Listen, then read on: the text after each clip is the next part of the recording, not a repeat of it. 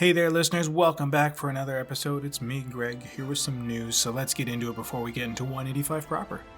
So we get started with Crowdfunding Chronicles, the latest from Tina Ola. She covers Nikojishi Lin and Partners, which I guess is a wonderful architectural firm that has some, really dapper, handsome animals. So if you're into that and how wonderfully stylish this game is, it's very well funded, so it's definitely going to be coming out. Give a look at the article and check out if this is one you want to get on backing before everything closes up.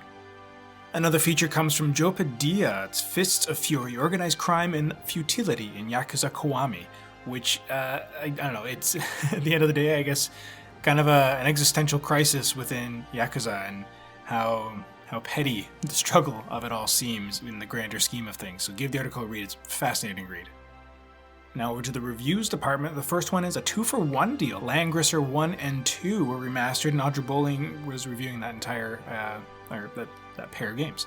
You can go check out her review, and she seems pretty high on it. If you like the strategy RPGs as much as I do, this is a good one to check out.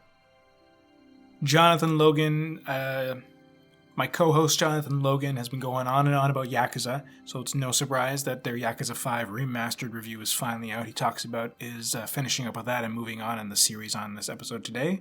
But if you want to check out his review of the game, you can go on over and check it out on the site proper, because, as you have been hearing over the past few episodes, he's pretty high on it.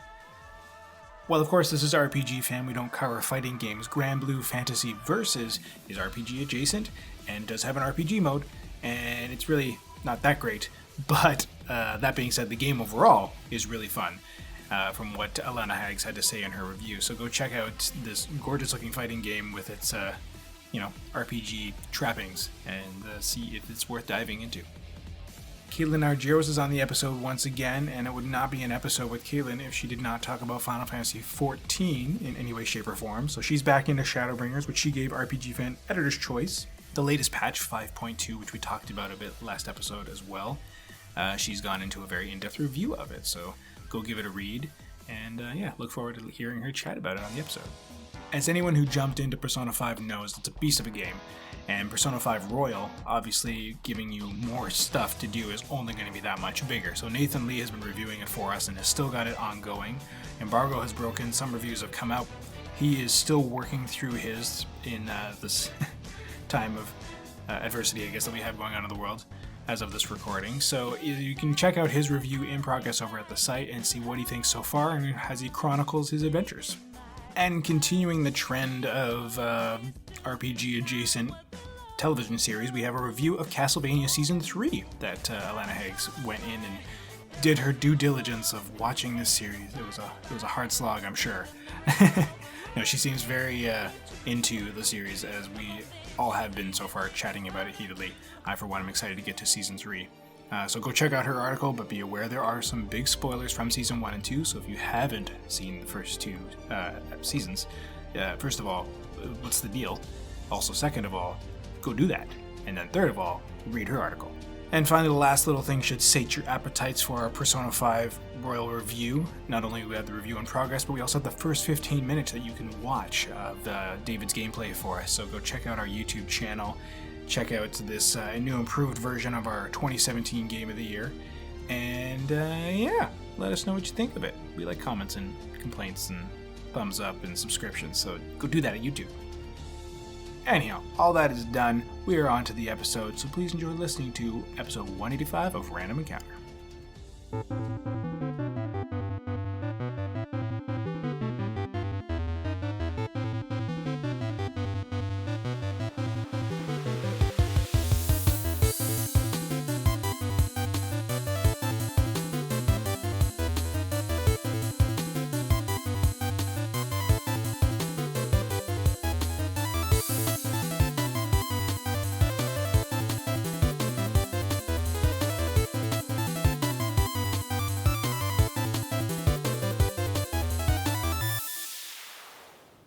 Hey everybody, how's it going?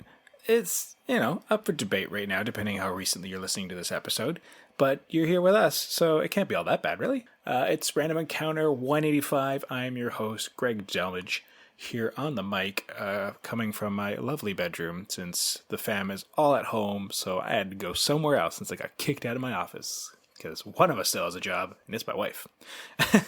So she needs the workspace. I am joined by some wonderful people. When am I not joined by wonderful people? I have Jono Logan, my delightful co-host. Welcome back, Jono. Thank you. I've been in isolation for 2 weeks. Has anything happened? No. Were you with Jared Leto at his away camp? I heard about that. Oh my god.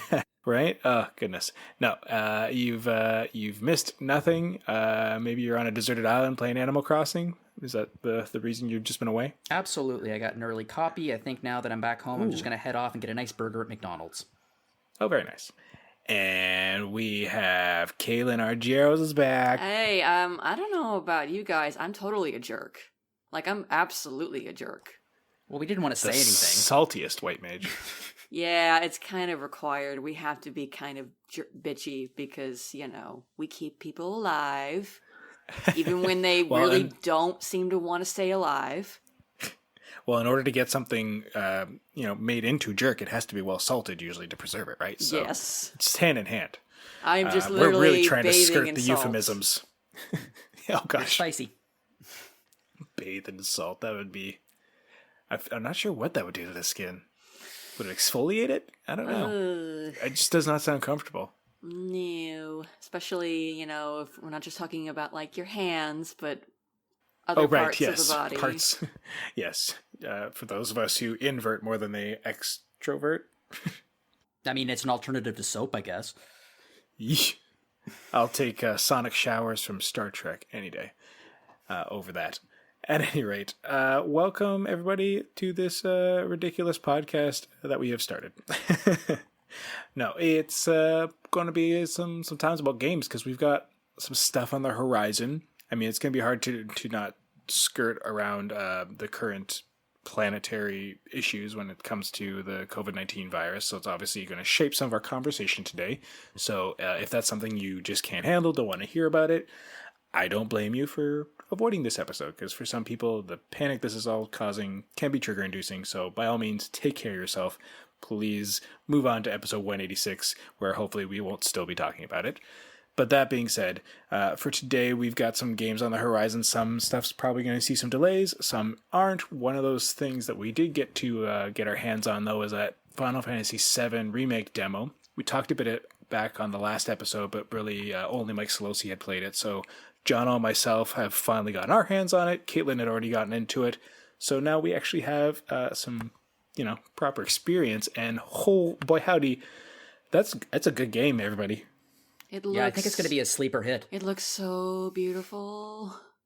And it plays beautifully as well. Like, I was not hesitant from what I've been seeing from all the previews and gameplay trailers and such. Like, it's looking really sharp, and they've probably only perfected on the system that it seems to be kind of modeled after from Final Fantasy 15. And it seems to be marrying the classic mechanic with the action combat really, really smoothly, and finally getting to play that with like hands-on. Like, it's buttery smooth. Like, the game handles really well in and out of combat, I find. I guess I need to play it again. It took me a while to get used to the combat, like specifically getting used to how to pull off special moves and whatnot. Oh, that I don't disagree with. Like, there's definitely a learning curve. Like, I'm not good at it, but it's still fun. Yeah, and I guess if there's one thing I really don't like, it's the fact that you need AP to do anything other than just your basic or your switch attacks. Like, you need AP to use an item, which it made the Scorpion boss a little tricky. That's true. I don't disagree with you. It would be nice if, like, it's a basic, a basic Final Fantasy VII human need is the ability to access their items, which obviously you can do between combat, but needing to charge up a bit of AP first. I mean, ideally you don't want to be walking into combat heavily maimed, and I found I wasn't really taking a beating, and really it was only during the boss fight with the Scorpion. So if you're not watching the ebb and flow of how your AP is going, yeah, you can find yourself in definitely some hot water. But in the moment-to-moment combat, it wasn't as much of an issue. Yeah, I mean, the small fry is not that bad. I found it interesting that, in the original Final Fantasy and in all turn-based Final Fantasies, you can't use items until you're gain AP until it's your turn, quote unquote. The ATB kind of thing. Yeah, the ATB thing. Yeah, I guess that's their way of managing that, I suppose. Well, yeah, but that's not. I mean, like, the fact of the matter is, you can do melee attacks and you can do your special moves without any restrictions in this combat system. So Yeah, and they're still wailing on you, I guess, in between, because yeah, melee doesn't really stop at least, but I guess it does ramp up pretty quick. But it's a new thing to wrap your head around for sure, that it can catch you off guard if you're not ready for it. But I feel like once we get some mastery over the system, it maybe isn't such an issue.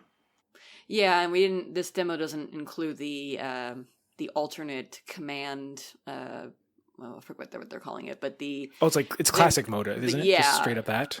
That's right. I forgot about that. Where you can actually kind of do it still turn based if you wanted to. Oh, cool. I wonder if that handles more like 12. I don't know. Because that's what I imagine when I picture action combat, but turn based is FF12, and minus this probably won't have the little tethering strings, but they showed it off, I think, in last year's E3 or one of the previous times where they did a demo of the game at a. Gotcha. I haven't watched a lot I haven't been trying to spoil myself too much on it, but yeah. But so what do you think it is from what you remember seeing? That's the thing is, my point is, it was last year. I don't remember what it looked like. Oh, I just remember that it exists. You're right there with me with confusion. Either way, it'd be cool once that comes out to see how differently that changes the shape of the gameplay. We're not gonna have to wait that long. No, and that's exactly it. And unless you got a physical copy, that you want to cancel, or you're looking to get that special edition, you can get it as soon as it comes out in, what are we, a couple weeks out now? It's the 12th or something like that. It's like right before my birthday. 10th. April 10th. The 10th. Thank you. Yeah, it's right. It's 5 days before. And if I'm got money coming in again, hopefully I'll do it. I really, like, as soon as the demo was done, I was like, I want to buy it right now. Yeah. As I was going to say, though, I love how much more there is to explore. Like, those classic hand-drawn, so to speak, maps from Final Fantasy VII are probably one of the best things that have aged really well, despite, muddiness of graphics and such. I mean, Popeye arms and everything aside, the backgrounds were stunning, and they were really fun to explore. But now that we get to explore this in full 3D, there's so much more to, like, look and poke around in and such, and they've added kind of benefits with that, with the sort of like those little kind of power-ups, so to speak, that replenish your hit points by smashing Shinra-only boxes, because we hate Shinra. So you smash all that stuff, and you get the power-ups for it, and you can jump around. So there's it's a bit of platforming to it as well. And it's a joy. I just loved looking at everything running through that opening reactor scene and everything like that, like seeing all around different angles and checking out nooks and crannies. It was kind of the best part of what bringing it to 3D is. You know what it kind of reminded me of? A few years ago, there was a team called Stage 9, and they were making a full 3D version of the Enterprise D. And dope. It was awesome. Unfortunately, they got hit by Paramount and they had to close down. But they had built almost like 50% of the ship. And it was so cool to be able to walk around the Enterprise and like see corners and things that you never saw before. And that's kind of how I felt like when I was playing the demo, because we only ever got to see the train station, the reactor, from one single angle. But now we could explore like the nooks and crannies. And I thought that was really cool. Absolutely. And the fact that it rewards you for it is great. And yeah, you're right. Like getting those different angles is, I think, what makes it that much more magical. It was funny when you said what it reminds you of. I was like, yeah, what it reminded me of was a better Left Alive. Oh, boy. I mean, different gameplay style, but just there's definitely a similar feel to the general palette of the world. So there was a moment I was just like, this is how smooth it should have been. At any rate, I like also those little touches, like you go up to the vending machines now, so like there's some products and such that, like, they always had that in the last one too, but now we can get right up in it, and so they can even put in more of those little details to make the world that much more tangible and real, and it's wonderful. Oh, so I have to correct myself. The classic mode is in the demo. Oh, okay. I just didn't turn it on. It's a mode in which basically all movement and basic attacks and dodging is done for you automatically. So all you're really doing is using the menus to issue commands or use your AP for special moves like that. So I remember I saw that setting when I started the demo, and I was like, well, no, I don't want to do that. But I guess for some reason I thought that the more classic turn-based thing that they were talking about was going to be like more like the original, or more like line up on each side kind of thing. You'd be issuing commands and only progressing from there. But that's what it is. It's like the easy mode from Nier Automata, where you basically, it's on autopilot and allows you to do more complicated stuff in the menus if you want to. Oh, interesting. That's going to be great for people who, for just, if you do need to grind a whole bunch in this game, if you could switch back and forth, that would be a nice time saver for just grinding. Yeah, that's true. So you don't have to feel like you're needing to be as engaged in just kind of mashing through it. Yeah. It's cool. It sounds like, just FF12 system, but on autopilot, more or less. Yeah, and it'll definitely be a nice, accessibility option, too, for people who really want to play it, but aren't really good at, or maybe playing action games is difficult for them because of their individual situations. That was make it a lot easier for them to just get through the game if they want to. We were... we can rope this back around to our end of the year thing. Tyler can play this because it's not a pure action RPG. We love you, Tyler. Nice. No, it's shaping up beautifully. Like it sold me. As Mike was saying too, he was really excited after playing the demo, even though he was downplaying it because he was already kind of more or less knew what to expect from his time with it at E3. And then he was like, I feel like I'm downplaying these. He's like, no, I'm really excited, and I share that enthusiasm. Like this game got me hook, line, and sinker, and even running out of the reactor at the end too. Like I still thought, I was like, what if I go back? Like, is there something to find? Is there a chest I missed? I was risking it all because I set the shorter timer as well. So yeah, I did too. Oh, I played it safe. Ooh, I played it safe. I wonder if there's a difference. Barrett thought I was a wuss. Okay, I wonder if that's the only difference where he just calls you out. Nope, there's a additional 15-second end scene. If you do the longer or the shorter? The shorter. If you do the 20 minutes, you get a very short scene at the very end with Cloud having a flash of Sephiroth surrounded by flames. That right. Classic image. Oh. Which I got that one, yeah. Yeah, just go on YouTube. Fair enough. That's cool. Somewhat rewarding. And yeah, because I remember that was being a thing that people were bringing up too. They're like, oh, we see Sephiroth already in the demo and this and that. And I was like, well, it was at the end of because when you finish the demo, it kind of keeps going for a moment. You think oh, is this just a cutscene? But no, then it's giving you a cutscene of just what to expect in it. And then it ends off on Sephiroth and the flames. So it's he wasn't really a part of the demo. Because I was going to say the flash seems to happen. It happens after, that kind of commercial, more or less, for the game. It wasn't immediately at the end of the demo. It happened after all that stuff. So I feel like it was just part of the ad as opposed to actually part of the storytelling.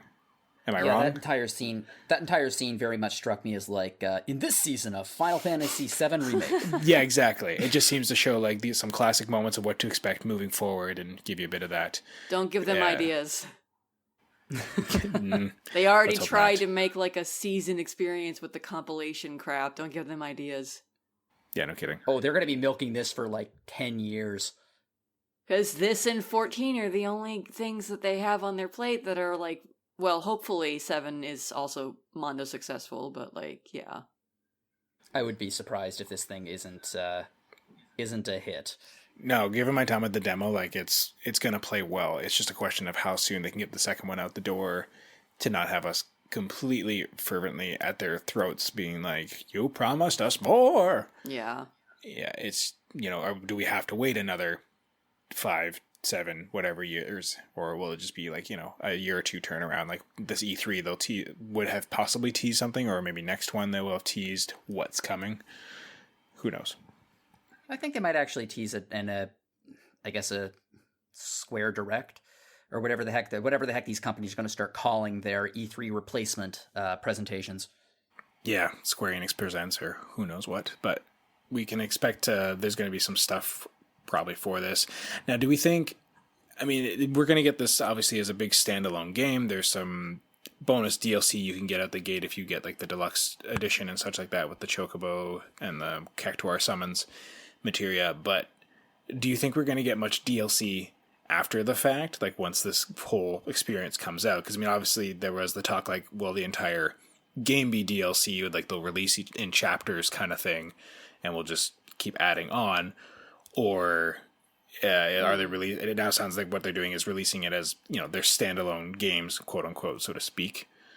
But yeah, will there be much DLC, do you think? That is an interesting question, because I know that when they unveiled, like, I guess the final name and the logo and whatnot, everyone who was in the know about the game was like, why are you just calling it Final Fantasy VII Remake? Why aren't you calling it, you know, Part 1? Why aren't you, like, being upfront about how this is only, I don't know, a third or, you know, even a fourth, depending on how you want to define the game of the game.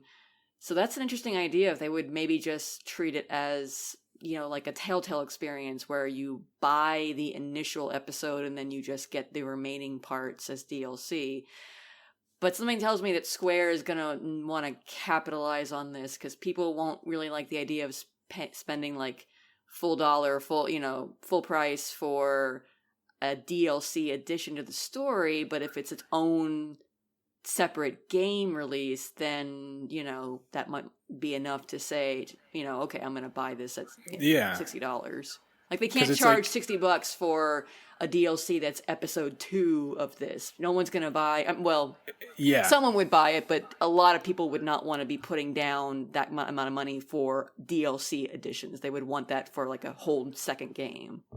And that's it, right? Like, we're already spending $79.99 for us Canadian in the PS Store to get this. And yeah, if they release each episode at like $20-$25, that's, I would expect that for, like, you know, the installments. But if each game is going to be as big as this one, for, you know, if it's going to be a trilogy by the end of it, or if they're just going to do a 1 and a 2 part, if they're both $80, if it's this big, sure, I can swallow that pill. But if it's more saying like, hey, now for 3 more installments of $55 or whatever it is, it's going to be like, I think they're going to go the Final Fantasy 13 route with the 3 games in the series that are complete games. Final Fantasy 7 R2, Final Fantasy 7 R-3.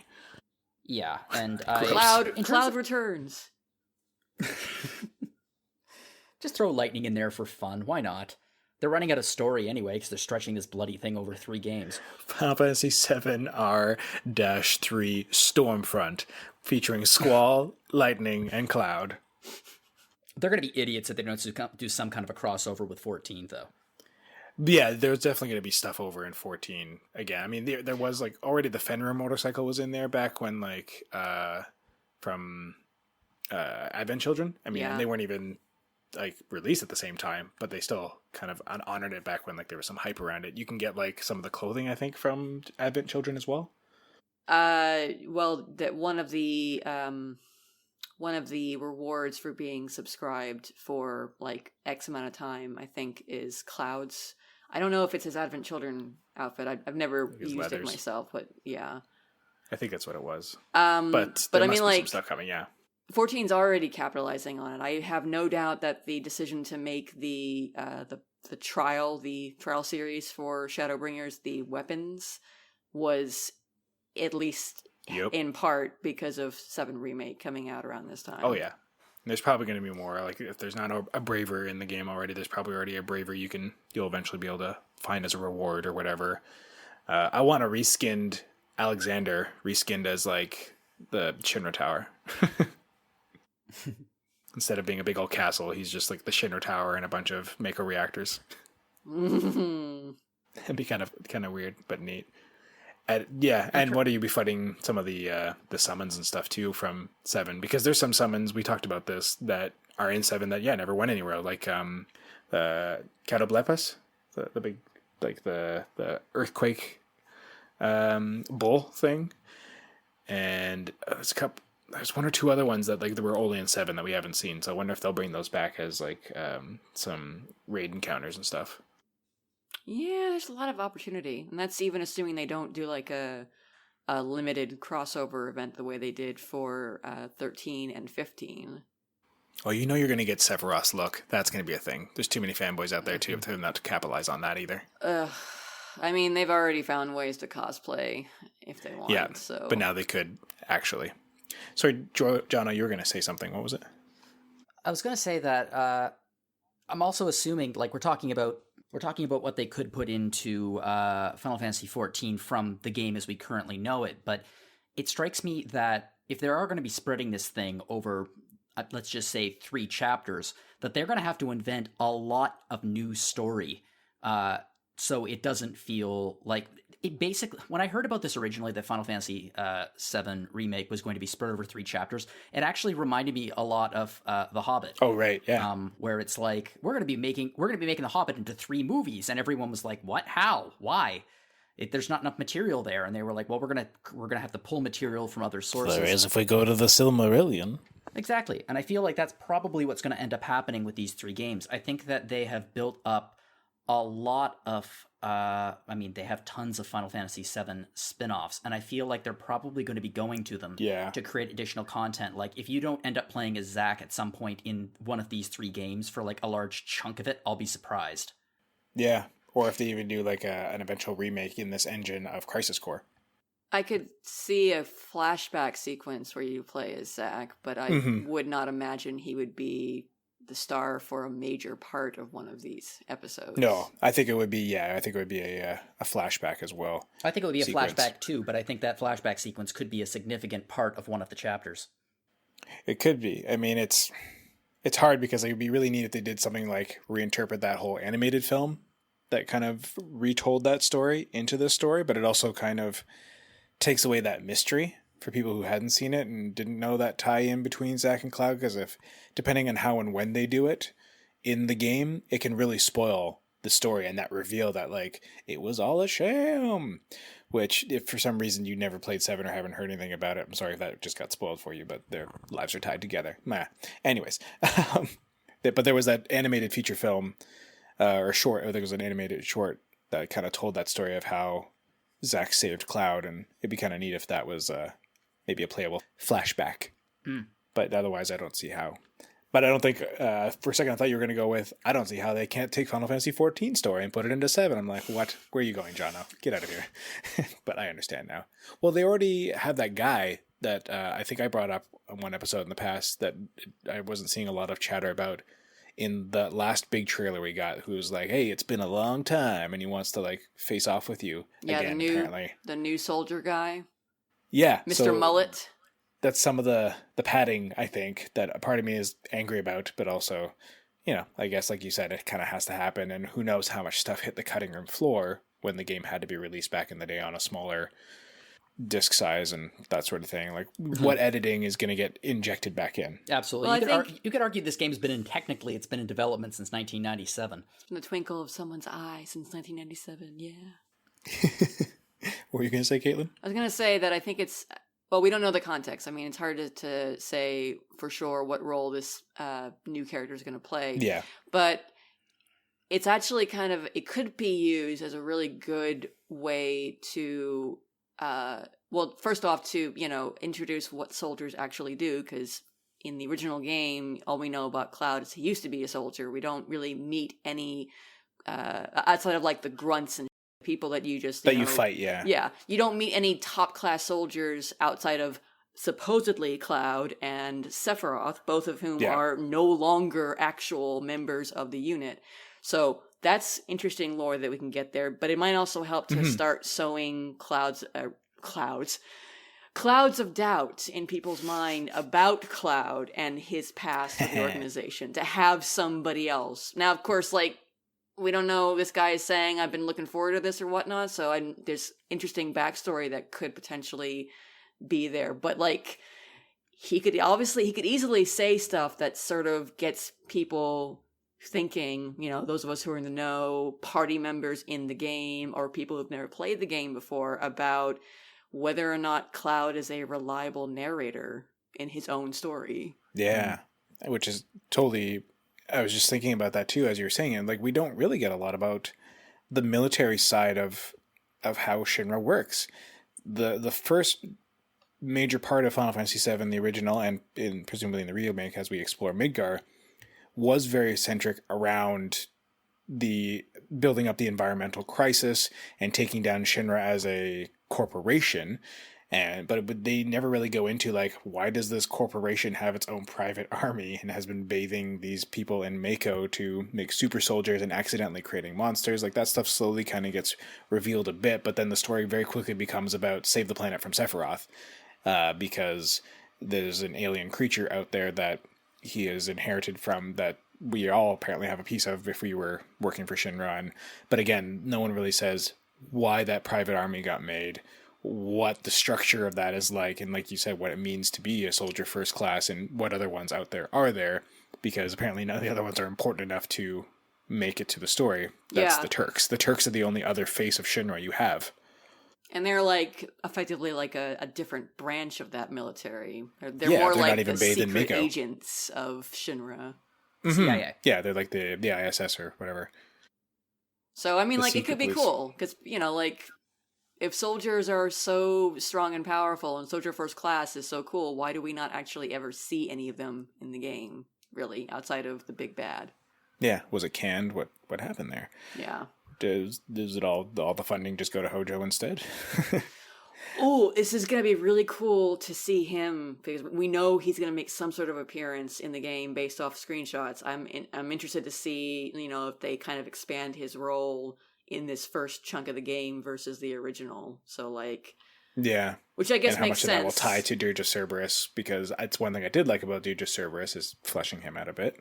Yeah, makes sense too if Sephiroth's going to make an appearance, Yeah. which we know he is. But yeah, my big level thought overall is just that I, like you, I really want to play the rest of the game. It kind of reminded me of how I felt when I fired up the demo way back when, like when I first got my PS1 and it came with a demo disc for 7. Like, I was kind of like transported back to that point, because I've played the game. I know what happens after the end of the demo. It wasn't like I was itching to do that, but like I'm really excited just to see, based on how they fleshed out that opening mission, you know, what they do for the rest of the game. I'm looking forward to just exploring, and I'm looking forward to seeing, you know, how they've fleshed out the story and how that plays out. And I'm really looking forward to hearing more of the music. I think that It sounds so the good. remixed music, the rearranged music was perfect in this demo. So Absolutely. Before I moved on from the point of that random dude who we don't know, my only concern with him and bringing up Dirge of Cerberus is that his color scheme made me think of Deep Eyes and that whole evil organization from that. And I really hope we don't go down that rabbit hole trying to tie things to Genesis. yeah, I don't want Gact in this game, please. Please, Square. No more Gact. What was the magic, I guess you more or less touched on it, Caitlin, that you were just looking forward to seeing more of it like this, but like, yeah, was there like just a magic moment that really hit that nostalgia home, or was it just the second you fired it up? I was kind of the second I fired it up, like having the intro sequence and seeing Aerith and all of her beauty, and the that was initial wonderful. like Cloud jumping off of the train. It was just like, oh my god. And you know, that initial his kind sword of out wow for no moment reason. of they kept the basic frame, not frame, but they kept the basic shot pacing of that intro. You know, they embellished it, but it's still very similar to the way the intro of the original game is shot, down to Cloud doing his stupid, crazy, I'm a badass flip off the train maneuver. So It's so funny. It's like, it's so anticlimactic because he's like, get down here, and he just leaps off, all amazing, his sword out, like, I'm ready for action. Oh, there's nothing?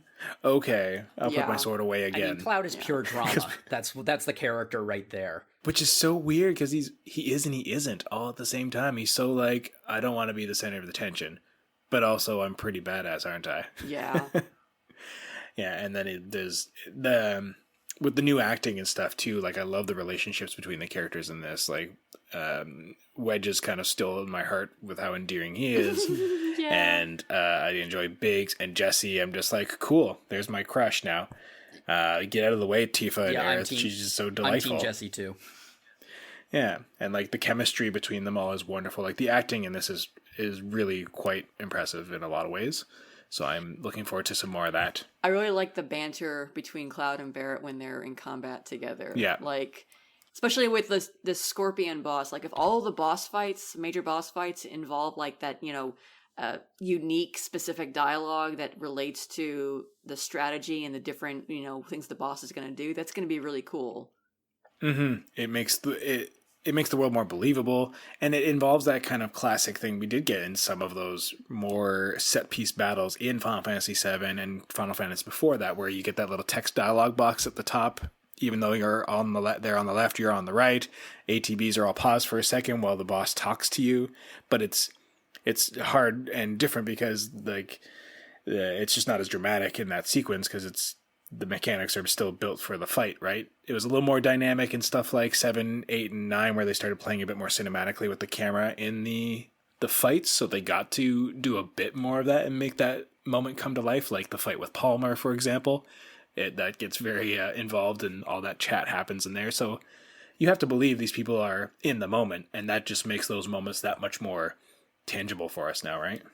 Yeah, there's definitely, like, they've taken the cinematic route that they kind of, I guess, started a lot with. Well, I don't know. 6 has plenty of its, cinematic moments for the time, but I think for a lot of people, especially myself, because it was my first Final Fantasy, that transition to 3D and having the FMVs thrown in there was the first kind of like, wow, this can actually be almost kind of like movie-like. So, and then this is in some ways, I guess, the natural evolution of that development for the series and for RPGs and video games in general, is to get to this point where we can now kind of make it seamless between the movie parts and the gameplay parts. Yeah, it's kind of what developers have obviously always been working towards and dreaming of when it comes to telling the story, making it not having that divide. Jono, for you, like, is it did this demo just sell you on it?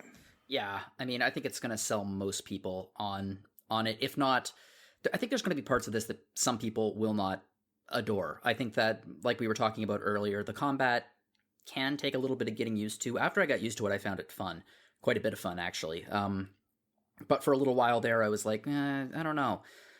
Also, it's important to remember that I would be very surprised if once this is released and once they're developing the second, third, however many parts they're doing, they can technically take the weak points of the combat and just streamline it. I mean, that's one of the advantages of doing the chapter/sequel model of this. And I'm curious if they could even go back and mod in the improvements into this game, because that would make any improvements that they make in the second and third parts would almost have to be made to the first part too in order to make the series feel like a coherent beginning to end story, which is what I think eventually they're going to want to do.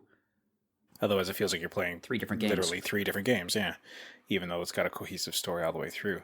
Because it's different from them being sequels where that's like allowed, having them look similar but play different between Final Fantasy VII, Final Fantasy VIII, that's acceptable, but all 3 are supposed to be the story of Final Fantasy VII.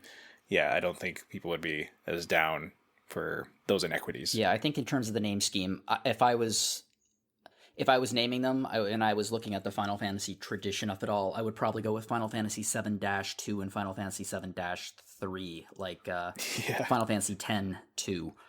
And then 13, 1, 2, 3. Yeah, and rather than coming up with like various subtitles for each one of the games, I think just doing it, I think just naming it - whatever the next installment is, and I think that's why they're calling it Final Fantasy VII Remake instead of Final Fantasy VII Remake Part 1.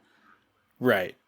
Yeah, I could just see it now. Final Fantasy VII Remake, the second one now, will just be Final Fantasy VII Remake straight out of Midgar. One.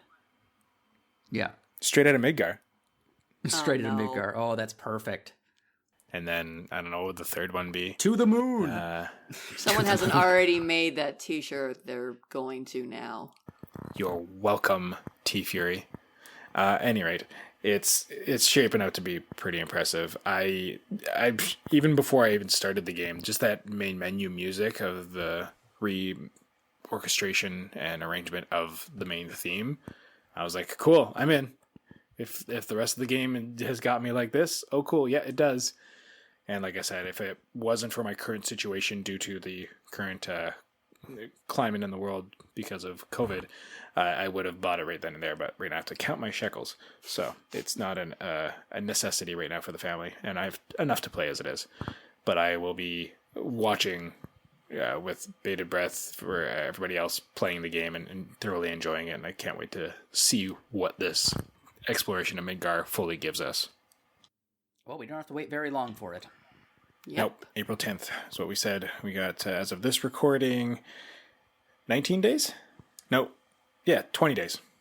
20 days, my God. It's. Oof. I think I said this last week, but I genuinely cannot believe this thing is finally getting released. Like, it's been forever that this has been teased, and like there was the PlayStation 3 tech demo that they redid the opening for, and ever since then people have been like freaking out. Please do it, actually. Please actually do it. And I'm pretty sure that was like, when we saw that tech demo, I'm pretty sure that they were tweaking ideas for the game even back then. I think this thing has been a long. I made the joke that it's been worked on since 1997. Maybe not that long, but I think it's going to be longer than we actually think has been the production cycle on this thing. Probably since they started like expanding the Final Fantasy VII universe, because already that was the kind of trial run for what they also tried to do with Final Fantasy 15, and having the different bits of media and medium and different kind of games within the world. So it's probably been since then they've been stewing it around, and the tech demo was a thing where they're just like, as much as they said like, no, we're not actually doing it, they were probably just thinking like, let's see how much people really want it. Oh, they wanted a lot. Yeah, so they just had to put the time into it, and they clearly wanted to do it right, and I think they are so far. Another remake that we're getting very shortly as well is Trials of Mana, and that demo just came out. For those of you who haven't been getting Square Enix's emails to tell you about this sort of stuff, they also released a fun little quiz so you can kind of find out what your starting character ought to be. For me, it was Duran, so I like being the basic bitch in the party, apparently. Basic sword bitch, at any rate. So Duran was my player character of choice, but for the demo, I actually went with Kevin as my main, and then Duran, and then Charlotte, because if I do carry the save over into the full game, I want some healing, because I'm going to go evil Kevin, I think, this time around. Because back with the Mana Collection, I did a good Kevin run, so I'm going to do something different this time around. But it's also shaping up really well. It's clear it does not have the budget the Final Fantasy VII R got, but it's they've done a lot more than what they did with the sorry excuse of a remake that was the Secret of Mana remake that we got a few years back. The only thing I liked about that remake is that they used the original 16-bit maps as the mini-map. That was the only... Which is beautiful. That was the only creative decision that was made in that game that made me go, oh, that's not a bad idea. Which they did not do in this one, unfortunately, but I think it's because, they just had so much else going on, and I wonder how much that would have eaten things up. Is this a one... I haven't played the demo yet. Is it a one-for-one remake, or is it going to be, like, inspired by? So far, from what I can judge, I haven't done a comparison myself, but from what I can recall right now, is it seems to be a 1-to-1 3D remake. I haven't played Kevin's story from the start in a long time, because the last party that I did use Kevin in, he wasn't my main character, so I didn't get to do his introduction, which takes place in his home city, whereas if you play any other character, you don't really get access to that city again. So I can't remember the layout of his castle, but every single party member gets to the city of Jad, which is under military occupation by an invading force, and that's kind of where the story really kind of starts for you after you've done like your little like intro bit that sets up why the character went on the journey, which every single character gets. So Jad, from what I can see and remember, because having just played it not too long ago with Gwen, is very much laid out the same way. You go out the door, there's a lot of the same monsters. The big difference here, and again, I didn't play the Secret of Mana remaster, which I imagine it was more top-down, like isometric, but 3D. I don't think it was full-on 3D where you could over-the-shoulder kind of thing, third person. I didn't get through the whole game, to be completely honest. I started playing it and was like, oh, God. Yeah, it just felt like they put a 3D overlay on top of the pixel graphics, is what it felt like to me. Gotcha. Well, this one plays more like Dawn of Mana that was on the PlayStation 2, which was awful, and everyone should do their best to forget it. But it feels like that kind of where they wanted to have a more action down into it camera angle, which was exciting for Secret of Mana, because you're like, cool, I get to go through all these exciting mana worlds. They go through these seamless maps step by step, because that's the cool thing about Secret of Mana. Like, you have Final Fantasy where you have an overworld map to traverse between things, whereas Secret of Mana, you literally have to walk between each until you get your flying dragon or you get access to it some other way. But for the most part, you can literally almost walk from one place to the other, panel for panel. And when everything was basically just in its own self-contained levels in Dawn of Mana, it was really disheartening. Whereas this remake in Trials of Mana is what we actually would have wanted as fans, because you can literally walk panel for panel. The monsters are all there. The big thing that changes, though, is usually in Secret of Mana, in the classic Super Nintendo ones, as soon as you go 2 panels away, if you go back, the enemies respawn. In this one, it's basically once you leave sight lines for like kind of the it's pretty good draw distance, but once you kind of leave draw distance and you kind of come back, since there is no like loading between panels, it's all pretty, like the whole map is now of an area is one full thing. Yeah, it's seamless. So if you leave the draw distance and come back, the enemies will usually have respawned. I'm not sure if there's a time limit or not to it, but I found they were usually there, which is fine. And you can target them really easily. So combat is really fun and fluid, as it should be, because that's one of the biggest things you do in both those games. They're really solid action RPGs for that. So I had a lot of fun with that. So you can target enemies, or you can just kind of willy-nilly go at them. You have 2 different types of attacks now. And that's the thing with they've done well with Trials, because Trials still was different enough from Secret of Mana where you didn't have to do the hold down charge thing for your special attacks or to make your weapons do better attacks. And Trials of Mana, you just had your basic attack, and there was like a charge up that happened for every hit you got, and you kind of got more or less a limit break. Every character had like a special move they could do after you got to a certain point. So now you have that sort of system still in place that sort of like charges up, and you can unleash whatever your attack is, and you have them assigned. So it also looks like you won't have to replace it, because whenever you change classes, you get a new one, and then you would, I guess you don't replace it. It would just, you get to use it basically when it gets to the proper charge, because they basically had 3 tiers. So now you can have them assigned to hot buttons. So I'm not sure if you have to wait to get the bigger charge, or if you can just choose one over the other, depending on the situation. I'm not sure, but it's kind of neat that we have a quick access to the radio menu, and you can assign them to like hot buttons and stuff like that, because that was the one big thing that Trials of Mana had against it, is its like status menu and all that stuff is really clunky. So it seems like it's a lot snappier in a lot of ways, which is one of the biggest quality of life things that really needed to happen for this game. But otherwise, it seems pretty 1-to-1. I'm going to be interested to see how it gets reviewed. I frankly am stunned that they're releasing this thing so close to Final Fantasy VII Remake. Yeah, it's going to be like the budget little brother, I guess. Or the budget sibling, rather. I mean, it would make more sense to me if Final Fantasy VII was a pure turn-based RPG, because then you'd have Trials being a more action-oriented. But with the new combat system in 7, it's obviously not the same experience whatsoever, but it is a much more action-oriented take on Final Fantasy. So it strikes me as really strange that they're releasing these things. I think it's being released, is it a week apart? Yeah, because I think it's the end of March that one comes out. Yeah, it's very shortly. Yeah, because I mean, if you can finish Final Fantasy VII in like a week or so. Well, I mean, I guess keep in mind though, 7 got delayed from its original release date, and it's possible Trials had an internal release date that stayed the same. Okay, I'm checking. It's going to be, I was about to say it was going to be released on September 30th, 1995. Yeah, it's like, nope, not quite. No, I think it's April 24th, I think is when it's supposed to be coming. So it's just after. Yeah.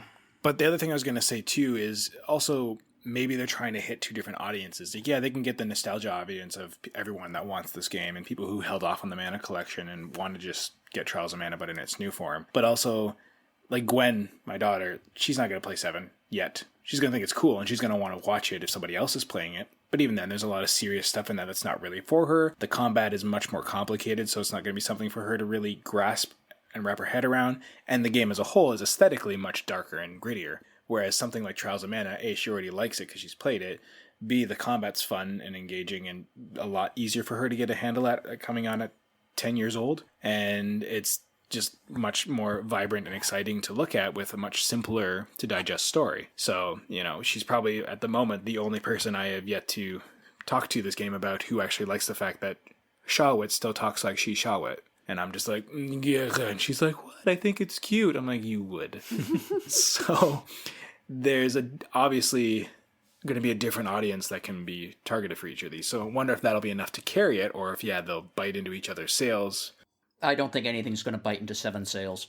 I was going to say it's the other way around, yeah. But this is still a hands over fist, a better game than the last one. Even Gwen was saying, she didn't play the Secret of Mana remake, but she was even remarking from the trailer. She's like, I don't get it. Everybody in the Secret of Mana remake, they're talking, but their mouths don't move. At least now their mouths actually move. And that also followed with her, pantomiming how that works, which basically involves her mumbling a lot of things. It was really funny. She's, already sold. She's watched me play through most of the first part of the trailer. So as I said, I played Kevin. I went through his opening story, got to Jad, escaped as we need to move on with the story, and got to where you kind of meet the Mana Spirit. And I'm right about at that point, so I know you can get to maximum level of 7 with your character grinding, so you can't overgrind yourself in preparation for when the game launches in earnest, because you can carry your save over from this into the full game if you purchase it, but you can only cap yourself right now at level 7. And that's the thing they changed too, actually. Whenever you leveled up, you assigned an attribute point to, you had strength, vitality, luck, agility, wisdom, and intelligence. The luck stat was broken in the original game, so it was basically useless. It only affected opening chests. But there's a character like Hawkeye whose two of his whole classes were based around getting critical hits, which was supposed to be buffed up by agility, but that didn't work properly, so his critical hits weren't really... He was still an effective character, but definitely hamstringed in a lot of ways because of that lack of that working out. And the so that was the agility stat as well, was supposed to hamper supposed to affect, I guess, his accuracy or how that damage gets dealt out. Either way, there's 2 crucial stats for that sort of mechanic that didn't work. And as well, the shields that Duran, one of his class strains, was supposed to equip didn't really do what they were supposed to do. So there's some quality of life stuff, obviously, I think they have fixed now in this one. And one of those things is they don't even have the agility stat anymore, but they have the luck stat. And when you unlock your attributes in this new one, they kind of have like perks, so to speak. So like it says, once you get to 2 in your strength, because everything starts at 0, and then you can kind of buff it up as you wish. So when you get to 2 in the strength, you'll unlock a +5 to your overall strength. So you're kind of buying into like an attribute tree, for lack of a better term. Even though it's not a tree, it's like a list. So it gives you little perks for buying into that specific attribute, which is kind of neat. So then, they have stuff like you'll get a lucky strike now if you put yourself into some points in the luck. You'll get a bonus to your intelligence if you put points into the intelligence strain and stuff like that. So I think it's neat how they've added a bit more customization to how the leveling up system works now, even more so than it already had. So it's going to be some nice, fun, quality of life stuff that I'm looking forward to, and we'll just see how it develops out once we get to see the full breadth of the class changes, the full equipment and stuff like that too, which obviously is a power creep system, but it's still going to be neat to see how those have all been... you're not going to see the equipment on the characters, but in the past the game had little icons for all of them, so I'm wondering if they'll still have maintained that. And like I said, having a lot of the ease of access is going to make it a much better remake that they clearly put much more work into. So while the 3D environments I find still look kind of budget, the textures, the acting work of like the day-to-day stuff of the characters is all right. Acting in the cutscenes leaves a lot to be desired. I think a lot of our staff have been saying this game is very PS2 era, and that's basically what it is. It seems like a very well-done PS2 kind of up-res, for lack of a better comparison. And that's not to its discredit. It's not cheap looking. Like, I would argue Three Houses. Like, I found running around Garreg Monastery, I found that environment very budget looking, for example. I don't know, Caitlin, if you would agree, if you've gotten into it enough to really look at it. I haven't been able to yet. Gotcha. I just find it very simple. Like, you can see there's not a lot of character in the world. Like, they've done, they put up the walls, they put up some foliage, but everything's very straight lines. There's not a lot of like stuff to make it feel real in the textures or in like the environment. Whereas like, something like Final Fantasy VII Remake, for example, like there's pipes, there's steam, there's stuff that builds out the atmosphere and makes it feel like a real lived in place. Whereas like something like this, or as I was saying, Three Houses, it doesn't really look lived in because everything looks like too clean and too clean cut in terms of like they've kind of just slapped the textures on, but just haven't added a ton of embellishment to really make it seem a bit more. And that's usually a mark of the age of the game, so to speak, right? Like back on the PS2, they couldn't add as many assets like that to fill it out. Whereas now we have a ton of processing power where the system can handle adding more life. So this seems to be a happy medium between the two, but it still feels like it could have used a bit more to flesh it out, but they're also probably trying to stay true to the simplicity of the Super Nintendo presentation, so. Oh, that was the thing they added as well. They added, kind of like in Final Fantasy VII, I found it funny playing both these demos. The games have both added in their remakes environmental power-ups. So, as I was saying, there's treasure chests that you used to get from enemies being dropped. Caitlin, I know you didn't really play much Secret of Mana, but didn't play any Secret of Mana, actually. Yeah, I didn't think you had. But Jono, you probably remember from the original Secret of Mana, like, you'd kill a Rabite and a treasure chest would drop. You would awkwardly shake it open and out would come candy. So they've done away with that in Trials of Mana Remake. That was still in Trials of Mana. It would usually, you would get an item or sometimes it would give you like a roulette reel. So sometimes you would get it and you'd trigger a trap or not. I don't know if you played Trials of Mana yet or not from the SNES. But now they don't have chests at all except in the environment. So you can find them around. So they're seemingly plentiful, but it encourages you to kind of explore now these 3D environments. So that I found very fun. But they have these breakable jars. So you can also get your Legend of Zelda on. And you smash the jars and you'll replenish your HP or your MP. Or sometimes there'll be items in it. I feel like that's their way of just kind of letting you have the items that normally would get dropped from treasure chests. Because they seem to have done away with the random loot drops. So it's now more a balance of these respawning jars in the level. So sometimes it'll just replenish your HP a bit. Other times, like I said, you'll find some items that normally you would find randomly dropped from enemies. So I like that they're keeping the action going. And I'm not sure why they chose to do it with chests, but it does encourage you to explore the environments more, which I do like. And maybe that was all they wanted, is you to actually enjoy the work they've put into these 3D environments as opposed to just steamrolling through enemies and then moving on to the next story beat. I don't know. But it's nice seeing all these environments in 3D. It's really fun getting to places and seeing like a vista that you didn't see before because you couldn't because, again, fixed angles from above. So it's very cool. Yeah, we really got an embarrassment of riches with this. Like, we didn't get this game since 1995, and now we've gotten the SNES the Switch SNES re-release and a full remake within like 6 months, 7 months. Yeah, and it's a hard case to try and sell the remake so close after as well, because that game has aged very well. It's a good-looking game, and the remake, it's got to do some decent heavy lifting to make it viable. Like, it has to have the right quality of stuff, and I think, I would argue so far, it seems to. I haven't finished the demo yet, but from what I've been playing, it seems worth spending the money on. I haven't checked the price, and I don't think it's coming in at 80 Canadian or 60 American like FF7R.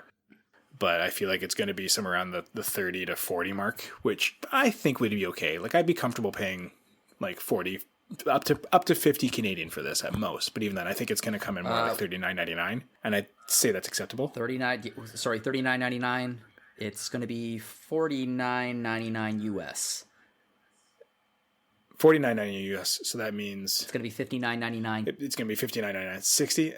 That's steep, but I guess that makes sense too, though, because I guess that's pretty much the price of most like Wii U games and stuff like that from the last generation. Yeah, I guess that makes more sense too. I'm not going to hate them for that. I would probably still invest in it. It just sucks when you've already spent, what was it, $40 or $30 for the collection? What was it? It was pretty steep too. I remember people complaining about that. But I mean, again, with the collection, you got 3 games. Admittedly, 2 of them were ones we've had forever. But this one's got full voice acting, which, again, is pretty hit or miss. There's a few characters I like and some acting that's really... I can't tell if it's the direction or if it's the voice work, but again, I've seen some good performances from some of the other characters, so now I'm like, I think it's just the performance. But I feel that could have been fixed with better direction. But anyways, that's just my opinion. And again, you can tell there's not the mocap level of performances in the physicality. So it's all very early RPG... kind of lots of arm waving and body moving and stuff to emote in such a way, but at least their mouths move when they talk, so we'll take that. That would be the if whoever reviews it, that should be their line. At least their mouths move when they talk. Yeah, exactly. Which we don't know. Yeah, when we'll get that. But yeah, I recommend checking out the demo if you haven't yet. I know Caitlin's not really your cup of tea, but are you still gonna possibly check it out, or Not in the near future. not something you're gonna make time for? Well, so I'm still working on finishing Tokyo Mirage Sessions, and I was supposed to finish that last month, and then I was going to start playing Judgment this month before Persona 5 Royal and FF7R come out, and that's not happening anymore. And then I also wanted to replay Last of Us before Last of Us Part 2 comes out in May. Assuming that isn't like pushed back because of COVID-19. So yeah, I'm behind in my plans. So yeah, it's not happening. That's fair. Well, I know John will probably try it out, but I know what's also probably keeping you busy, and we can just keep this Square train rolling. Is you've been in Final Fantasy 14? Yeah. Yeah. We did talk about the 5.2 patch with Solosy, but he kind of ran it down for us, as folks may remember who have listened, that he kind of told us kind of all the stuff that was in it and went into a bit of it, but didn't get too spoilery. But it's been out long enough that we can get a little bit more involved with Caitlin's journey through the game. Mm-hmm. So let's see. Had he gone through the main story content at all? I think he had gone through a good portion of it. Okay. It's an okay patch from the main story. I'm looking forward to 5.3 because the third major patch after the expansion is usually the patch that kind of concludes the content of the expansion, and then the next two patches after it kind of start setting the stage for the next expansion. So most of the Shadowbringers plot points are going to, for the most part, be resolved or at least dealt with in 5.3. So 5.1, so 0.1 and 0.2 patches are usually kind of a build up, a little bit of a pause from the climax of the main patch, but then also sort of building things up to the sort of mid expansion climax. And I don't know, 5.1 was fairly quiet and slow, had a few exciting moments, but was still kind of set up. And I'm actually kind of surprised that 5.2 is also kind of sedate. It's not like previous expansions where there was a bit more of a drama and a little climax even within the patches leading up to the mid season, I guess you could call it, climax. So it's okay. It's kind of a lore bomb of a patch. There's some interesting revelations that happen relating to the lore of the nature of the, not just the first, where we're still stuck, or rather the Scions are still stuck on because they haven't found out how to get their souls, their spirits back to the source, but also just like, you know, the world and the existence that everyone is living in as a whole. So there's some interesting little things there that will obviously have more to do with in 5.3, and I'm looking forward to seeing what those are. Elidibus has, he's got some interesting involvements. If you know who Elidibus is, he's one of the major villains, and he kind of shows up in this patch and says some cryptic things that will probably come to a head in the next patch, and that could be cool too. Does he do a little bit of this and a little bit of this? He's a little bit of this and a little bit. He does.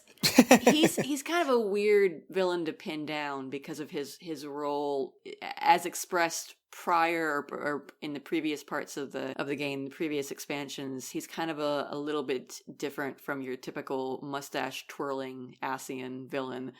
But we found out some information in this patch that sort of, you know, recontextualizes his existence and what he's doing, and it could be a very interesting development going forward.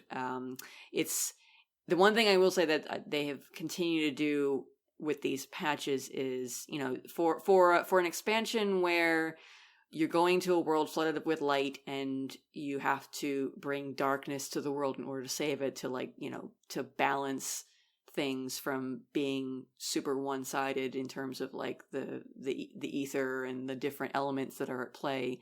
on the world and then back in the source too.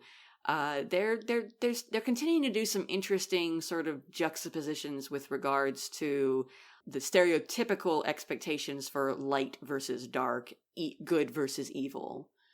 It's kind of an interesting thing that they do with that, because we tend to think of light versus dark as light is good, is always good, and dark is always evil, but it may not necessarily be the case that that's always, the case. So, which has kind of been the theme of this whole patch in a lot of ways, that there's a bit of a gray area and light isn't always right, so to speak. Yeah. And then that, of course, factors in back to the main villain in this patch, Elidibus, because I mentioned he's always had kind of a different feel to his role, and that's in part because we were told in previous patches and previous expansions that his role was kind of like to maintain balance between light and dark, which seems counterintuitive to an Ascian, and Ascians generally are sowing chaos and trying to cause calamity, so it's kind of weird. Like, what is this guy doing trying to balance things out if he is a member of this group that, as far as we know, just wants to create chaos and whatnot? So his very existence and what he does in this patch, I guess, is going to create some questions as to, well, what are the bad guys doing? What side do they serve? Is it really a black and white, light versus dark, good versus evil, Hydaelyn versus Zodiark kind of thing? Or do we still not have enough information about everything to really say which side is which? Are they even different sides? All these things. So I expect some really interesting revelations and answers, hopefully, finally, to some of these questions in the next patch. But the main story in this one was just, it's okay. It's not like it's bad. I think I was a little underwhelmed by it when I finished it. So, and that's just based on how strong, I guess, the opening was in 5.1 for you? Yeah, well, 5.1 was also kind of slow, which is why I was expecting a little bit more from this patch. But, yeah. I mean, they're both good patches, like I said, but I was just expecting a little bit more. I was remembering back to Heavensward, because Heavensward is like the next best expansion after Shadowbringers, and 3.1 and 3.2 in Heavensward, they were not as overall dramatic as base 3.0, but they each had climaxes towards the end of those patches that were much more involved than what we've seen in 5.1 and 5.2. So gotcha. It could just mean that 5.3 is going to be a huge bombshell. Like, there's a lot of elements going into play into 5.3 that could really be interesting and shake things up a lot. And then hopefully open the door for whatever 6.0 is going to be, which it could be really anything at this point. Yeah. And whether you'll get that announcement by the end of this year now or not, we don't know. Yeah, we don't know. I'm not sure what's going to be happening FanFest wouldn't be happening until late this year anyway, but with the current still could situation, Yeah, we'll see what happens with the rest of the year after summer with conventions and such. If I was a developer right now, and I had a MMORPG, I'd be putting almost all of my resources, as much as I could, into development of it, because that's going to be where people are going to be getting their social interaction for the next few months. Yep. Yeah, no kidding. If I was I'm not saying take people off of other teams, but if people are going to be working from home, if developers and animators are going to be working from home, I would get them working on experiences that people will be playing online together. Yeah, the social and experience. not just for the summer either, for the next year and a half. Yeah. I mean, it might be the thing that finally that pushes me into playing this. Right, to just be sociable, which I was already trying to talk Annette into as well. She's like, I'm still kind of working, and I already did that with WoW way back when, and I kind of don't want to go down that rabbit hole again. So I was like, that's fair, but gosh darn it, just come be sexy cat people with me. Every single time Caitlin's on the show, she makes me want to play Final Fantasy XIV, and it's dangerous. Right? I feel like you should be getting ad revenue. Is it really? It's very dangerous. Because what is life if there's Final Fantasy XIV? I was going to ask you, Caitlin, with the storylines and stuff. It's one thing I've never asked you or anybody else on the show. I don't think the raid content, does it feed at all into the story? Is it just exclusively its own thing of just fun challenge for the sake of just fun challenge? I mean, for the most part, it's its own thing, but the raid series in Shadowbringers is this time directly linked to the main story content. You have main story characters that are involved in the story of the raid content, and the whole point of the raid series for Shadowbringers is trying to find a way to bring life back to the majority of the planet on the first that has been basically ravaged by this flood of light. Like, there's most of the planet is just barren, nothing lives or grows because of this flood of light that happened that nearly destroyed everything on that planet. And the whole point of just close the blinds, gosh. Yeah. And the goal of the raid series is to try and find a way to restore etheric balance and bring back life and the ability of people and creatures and plants to actually survive out in this wasteland. And that's, directly related to the story of the first and your mission in the main expansion proper to save the first and sort of beat back the abundance of light ether in the world. So it's nice. It's too damn bright. Yeah. So yeah, it's sort of like it's a spin-off. Like, it's not that you don't have to do the raid series to do the main story.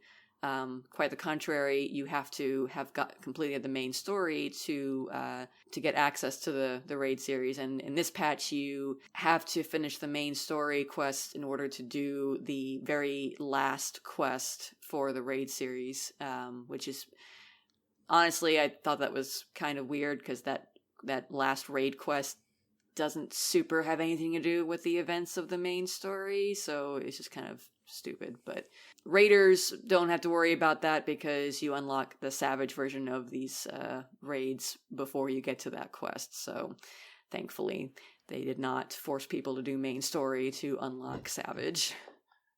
Nice. Now, I can't remember, because we were already talking about that earlier, and I can't remember if last time if Solosi had brought it up, because we have the weapons coming up, which obviously coincides with 7. Have they released yet? Is that already come out yet, or is that the next patch? Ruby Weapon was released in 5.2. Yeah. Gotcha. How is it? Because I can't remember if Solosi... I don't think Solosi had done it yet, but I think you had talked about it. Maybe now I'm vaguely remembering. But yeah, have you? Yeah. Oh yeah. I've done it, and I've done the extreme version, and whenever I have... Look at you go. I can't even beat him in Final Fantasy 7 anyways. I think Ruby's... I think all the weapons are probably going to end up being harder in 7 than in 14, just because of fair enough. different Mechanics. battle systems, and Ruby Weapon is really easy.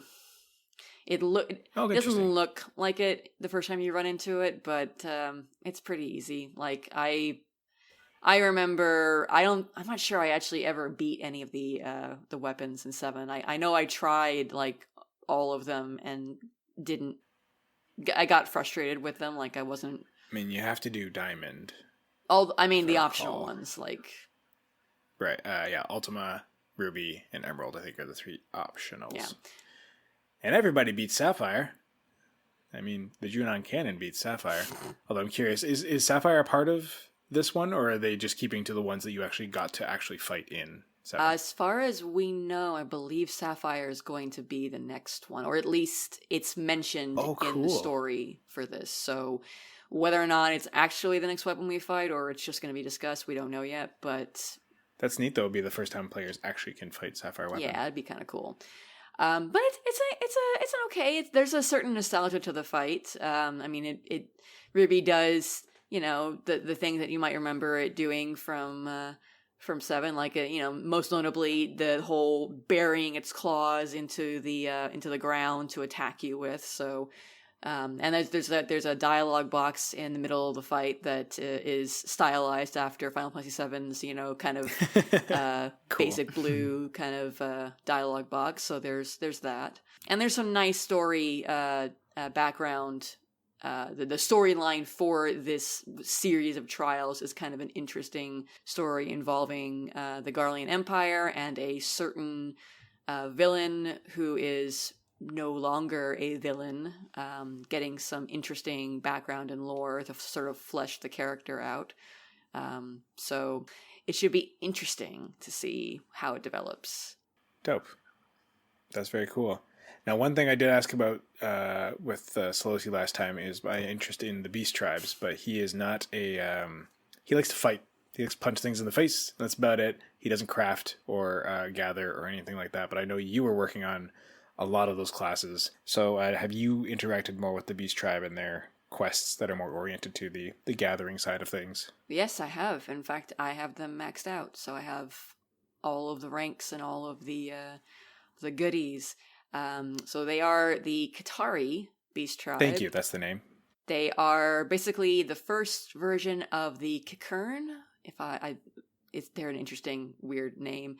They're like little rat people. They're kind of like the ones from Final Fantasy IX. Yeah, they're kind of like shorter versions of Burmesians. So you get that sort of image of the Burmesians from 9 in your head. They're just kind of squatter than that. Yeah, they all look like the prince. Yeah, they're all like the prince that Vivi meets. So they are a tribe of scribes that at one point served an ancient empire on the first, the Ronkin Empire in the Rakatika Greatwood, which is the giant forest area in Shadowbringers. Yes, which is Mike told us there's actually a quest that they give you that explains the whole Lahi thing. Yes. Which I remember you were a fan of that song for reasons. Oh, it's kind of a tongue-in-cheek thing that it's a nice song, but you kind of get tired of Lahi.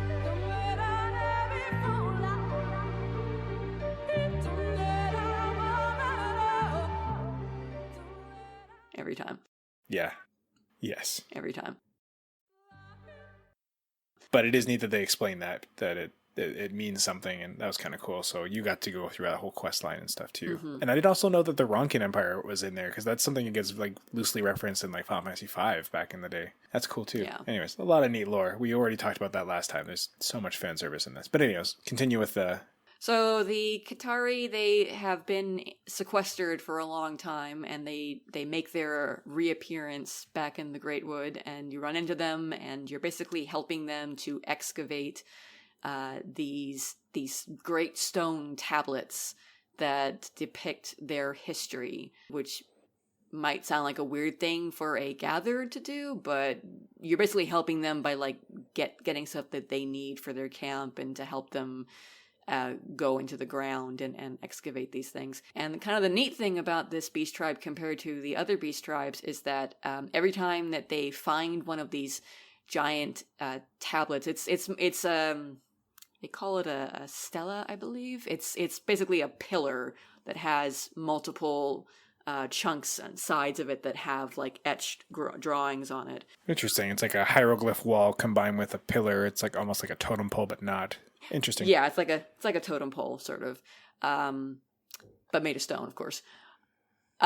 Each time they find one of these fragments of it, it's been worn, it's been messed with. They can't quite make out what it's supposed to be depicting. So two of the members of the tribe have very opposing ideas about what it means, and it's very much a rosy, optimistic, possibly naive opinion, and then a much more cynical, pessimistic, glass half empty kind of opinion about what it means. It's Hila, not Lahi. Your character is given the option of saying what you think it means, and that becomes their interpretation, which is a little weird because you're an outsider and you also have utterly no context for these different interpretations. So it's largely more of a, how optimistic are you feeling? How, how dreary do you want to be? Like, do you want no kidding. Opinion? Do you want to opine that like they just were horribly abused and had horrible relations with everybody, or was everybody in the Greatwood, were they all friends and loved everyone and it was, all hunky dory? So you can shape the entire culture's view of itself. That's intense. Yeah. And I mean, like, it doesn't ultimately affect much beyond just, like, later on they find more stuff that confirms your point of view, and it just, the totem pole, the pillar just stands there with different colors to sort of, like, indicate which option you went with. So, but it's Gotcha. kind of a neat little thing that, at least has your character affecting things and changing things. And obviously every player that will have, that has different choices will have a different look for their pillar. I don't know if it necessarily affects the look of the camp itself, but the pillar itself will change depending on your choices. Right. So, Well, the important thing I was asking Solosi about last time is, can you get their hats? Did you get their hats by doing their quests? as far as I know, you do not. It's not a reward, I think. They have such cool hats. Unless it's part of the equipment set that I didn't look at. Gotcha. Yeah, not a big deal. The rewards are mainly just the minions, or rather the unique rewards. The things that people really want are the minions and the mount, and they are all Great Serpent of Ranka themed. And if you know what the Great Serpent of Ranka is, or if you know what Scree means, then, and if you like either of those things, you're going to love this beast tribe, because there's lots of Screes and lots of Great Serpents, and they are super cute and adorable, because one of them has a miner hat on, and the other is a botanist and has like That's great. has like a sun hat on, or a little, scarf and whatnot for gatherings. So I am a fan of the Scree. The Scree is super cute, so I really liked this beast tribe. That's pretty great. Awesome. Well, is there anything else? Well, just to briefly mention that coinciding with the Gatherer focus in the Qatari beast tribe, we also had this was a couple weeks after the main patch, but 5.21 dropped the next stage of the Ishgardian restoration content, which is for crafters, and now gatherers also have a unique thing that they can do to help rebuild part of a residential neighborhood in Ishgard, which is obviously going to become a housing district probably in 6.0. So, but that's something, that obviously you can speak to that Solosi didn't have access to either. Yeah. So it's a lot of it is just more of the same. The crafting side is largely the same. You get resources, you turn in crafts. It increases the supply of materials for the particular project that your server is working on. And when you hit enough materials, that spawns a little group fate, which is different from the last round, but is unfortunately just the same sort of like click here and then click here and then click here, rinse and repeat. So that's a little bit disappointing. And I haven't personally seen it myself, because they shortened the time for the fate to spawn after you reach the right threshold. So I've never actually been on when it's triggered, but I've seen and I've read about it. So it is basically the same kind of thing. So for anyone who was kind of hoping for a more involved group fate, it's not really. It's just kind of a different take on the same thing, which is disappointing, but I mean, I guess it is what it is. The new additions for crafters are just the scratch off, the Kupo of Fortune. You get you get stamps on a card, basically, for completing certain crafts, basically the highest level craft that you can complete on a job, or the expert crafts, the highest level crafts you can complete. So you don't necessarily have to be a max level crafter to do this. It's just, turn in the highest level craft you can. And once you fill that card out, then you can turn it in, and you get to choose a stamp or whatnot to scratch away, and you get different prizes depending on what you get. And there can be things like crappy stuff like consumable, prism items to just do brief little effects, or materia, but they can also be things like minions and mounts and emotes and things like that. So there's a little bit of incentive there. That's pretty cool. And then the other thing that they added is the ranking system, which they had talked about when they first unveiled the idea of the concept, but wasn't actually implemented in the last run. And that is, you get a certain amount of points for doing certain crafts. Mainly talking about doing the high level crafts and the new expert crafts, the ones that are meant to be especially difficult to give crafters a bit more of a challenge. And this is specific to the Ishgardian reconstruction? Yeah, this is only for Ishgardian restoration. So it's like if you build a statue, then you get X amount of points, whereas if you just build a stool, is it that basic? Well, the expert crafts are give you the most amount of points for it. So yeah, like if you want to be competitive for this ranking system, you're largely doing expert crafts, which are especially difficult because you cannot use macros to automate the process. You have to do it manually, and they throw in a couple of different time consuming. Couple different states that the craft can take, which change the effects.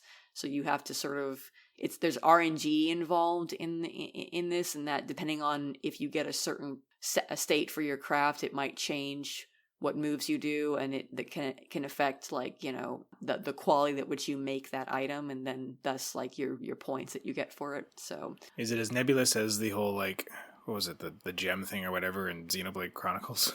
In the furnace thing, I forget what it is we were refining now. I forget, but I was like, I feel like I kind of understand this, but I really don't know what I'm doing. I just want Ryan to keep cheering. Oh, I mean, I feel like this is a bit more of an exact science. For high level crafters, it just means they have to do manual crafts, and they can't 100% control what's going to happen because of the RNG involved with the craft states. Gotcha. It's just a harder craft. The basics are still kind of the same, and you well understand how the system works if you're trying expert crafts. It's not like... Yeah, that gem system in Xenoblade was super awkward to try and understand what you wanted to do to get the right kind of gem out of it. This is much clearer. Yeah. At least that's cool. All right. So...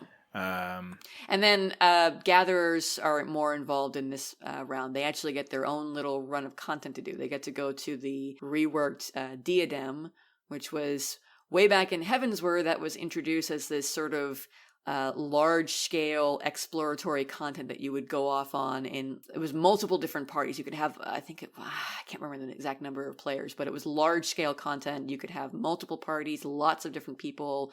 And it was largely focused on battle classes. You would go around attacking enemies and wait for like special monsters and fates to spawn and stuff like that. But now Diadem is for gatherers and gatherers only, and you just basically fly around mining and harvesting and fishing, and if the weather changes, you go to special nodes and get special materials for like the expert crafts and whatnot, and occasionally you fire a bazooka at an enemy and it kills it automatically, and you get a bunch of materials from that. That's so weird. Yeah. That's so funny. Bazookas! That's kind of neat.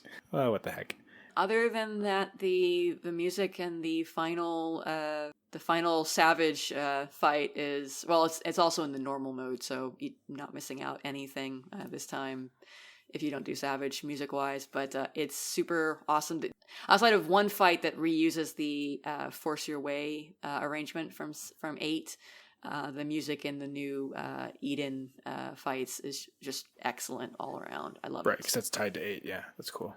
I don't want to spoil necessarily what the music is. You just need to experience it yourself. Well, that's cool. Thanks, Caitlin. It's nice getting a bit more of that, the other side of it, the non-fighty adventure side.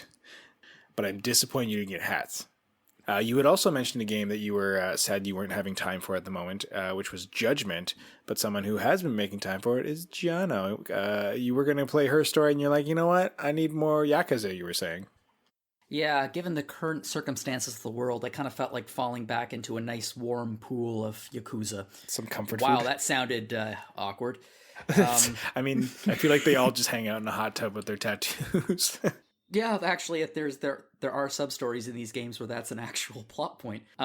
Yeah, I don't know. I was looking at playing her story, and I just needed something to take my mind off things, and I'd finished 5, and I said, you know what?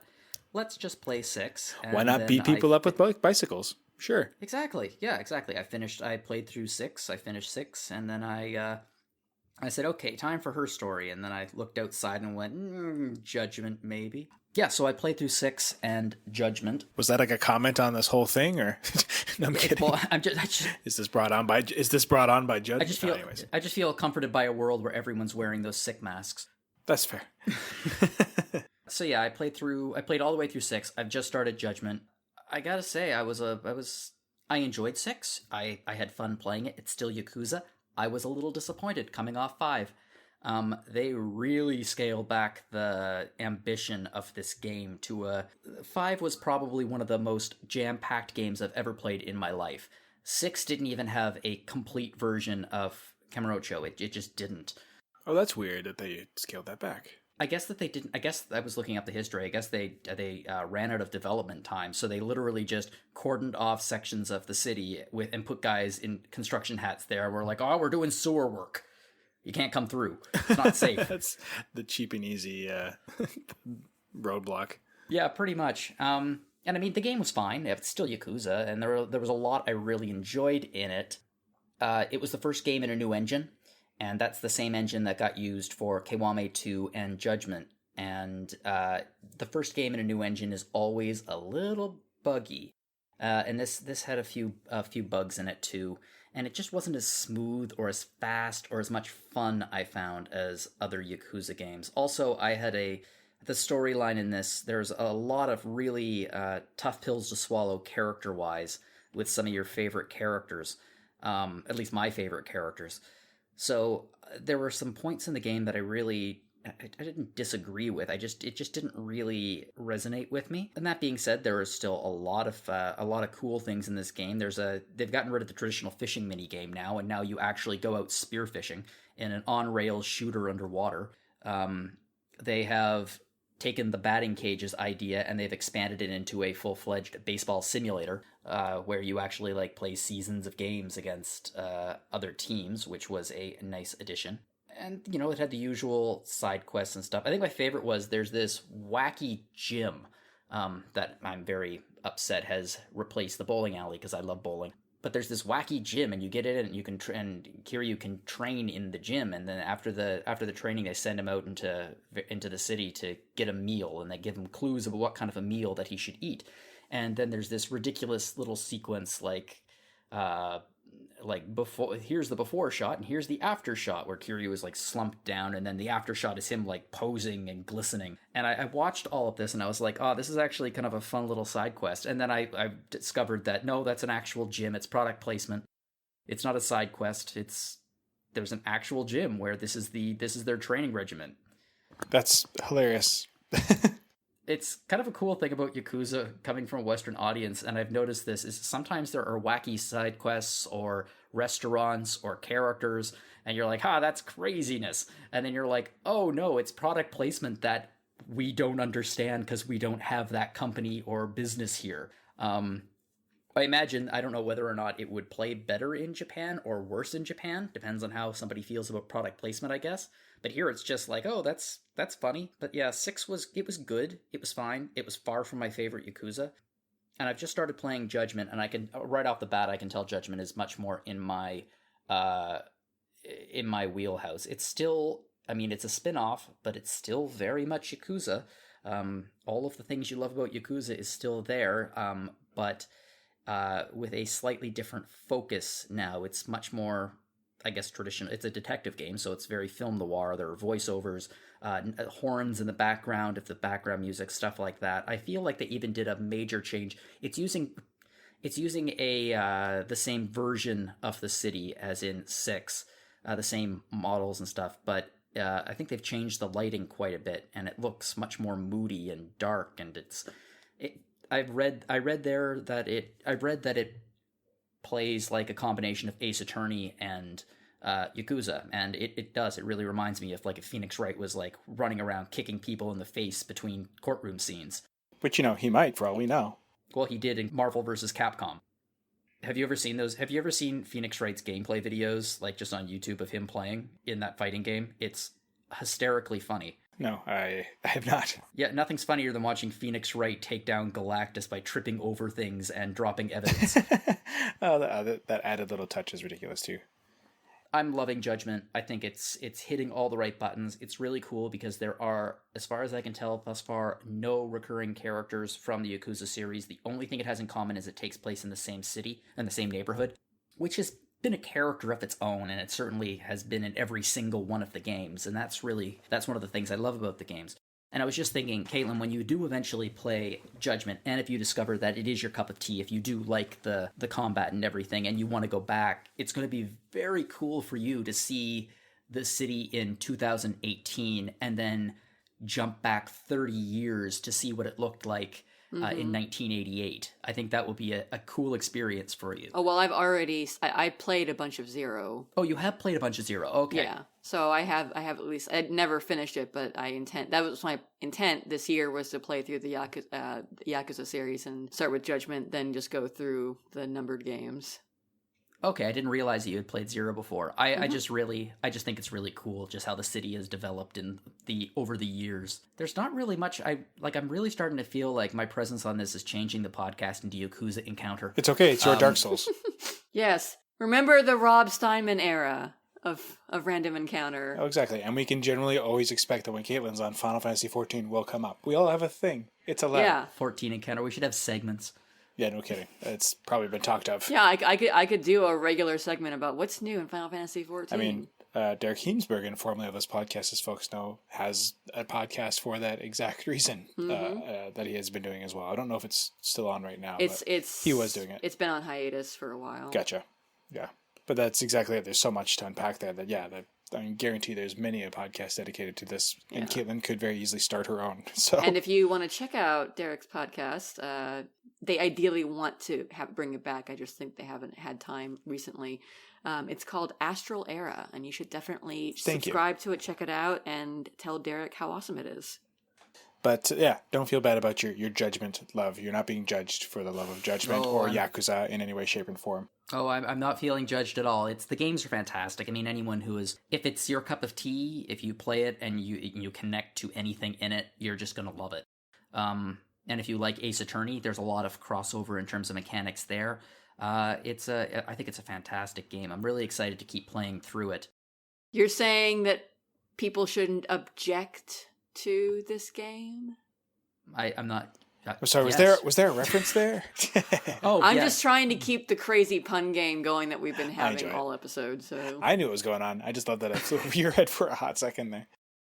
Oh, there was an actor change up on Judgment, right? Because of scandals and such. Yeah, I read that. One of the actors got replaced because this has actually been a thing for Yakuza, where I guess if an actor is caught doing anything scandalous, then out you go, and then they bring in someone new to do a face model and everything, and they just replace that person. They did it with Yakuza 4, and I guess they did it with Judgment too. I haven't gotten that far into the game yet. I'm only in chapter 2, and to be fair, I've been playing it longer than that, but I just like every Yakuza game, I just get caught up in the side content, and I'm just like, yay, side stories. And in this game, there are you're running a detective agency, so you can get cases that are alongside your main case. And then I discovered that there is drone racing, and this feels much more like the amount of Yakuza side content that I'm used to. Except they have cut karaoke, which I find kind of sad. Ah, that was I was like, no karaoke? Why? Yeah, there's still the karaoke place is still there though, but it's no longer an enterable building unless you want to break through the window with a thug, and even then you can't. They won't let you play. Maybe it was just budget restraint. It might have been there, and then had to hit the cutting room floor before they could get stuff done and recorded, and because it seems pretty involved. So yeah, possibly. Also, it's possible that they're trying to give Judgment a slightly different flavor than Yakuza series, and because karaoke has become such a staple of Yakuza, maybe they've decided we're just gonna leave it out, and that way it'll be slightly different. But then again, it has darts, it has the classic Sega video games, it has everything else. So I am a little sad that the rhythm game mechanic is now gone, which I grew quite fond of through playing Yakuza 5. Ah, well. And yeah, you get pretty used to it with the idle life. Yeah, the idle life. I really think they actually should release a Yakuza spin-off with just idle life. I think it would be a big hit. It probably would be, to be honest. But that being said, Caitlin, you're hoping to get on into this, and I guess this probably hasn't dissuaded you so far, what bit Jono has been able to divulge. Nope. Yeah, I don't know how much of it I'm going to get through this year, but I'm going to get through some of the series this year, I promise. It's all dependent on whether or not Cold Steel 4 is coming out this year, which is looking less and less likely since we haven't gotten any news from Nisa about it. So maybe I'll get through more of the Yakuza games than I originally thought. Yeah, maybe. That's not a bad problem to have. Yeah, I think that we're going to be... hitting a lot of game delays in the next couple of months. It's very feasible. We all will have varying degrees of time and stuff on our hands, which, again, we're trying not to go into too heavy detail. And like I said, if people didn't want to listen to it, they haven't. But those of you who have been listening to the episode, take care of yourselves. This is, this whole thing going on with COVID-19 definitely has probably caught many of us by surprise, and it's changing daily. And social distancing, there's a lot of us, I'm sure, who are very used to it, and there's a lot of us that realize how much you do take for granted just getting that social interaction going to work and stuff. I've started to even notice that is affecting me on some levels, my wife as well. So, don't be afraid to get some dates going on the old Skype and Google Hangouts and just chat with people. It's actually remarkably great, Play Final Fantasy 14, do some social gaming. We have a whole podcast, actually, for Retro Encounter that just dropped on mental health and video games and stuff. So there's some good games that even could help you get more specific with just minding yourself, take care and try your best to help keep everybody else safe and healthy. Part of the problem I've noticed personally is that I'm naturally an introvert. And I believe that certainly there's a lot of introverts out there who spend a lot of time at home and who very rarely see friends. The difference is that's by choice. When someone tells you that you can't, or there is a social pressure that you can no longer go outside, your brain rebels against it. It's just human nature. And all of a sudden you feel, even if you do normally spend all your time inside playing video games, being told that you have to do that now makes you feel trapped and can really raise your anxiety and stress level. And I found that the best way to combat that personally is, while we are all social distancing, with some exceptions, we are not quarantined yet.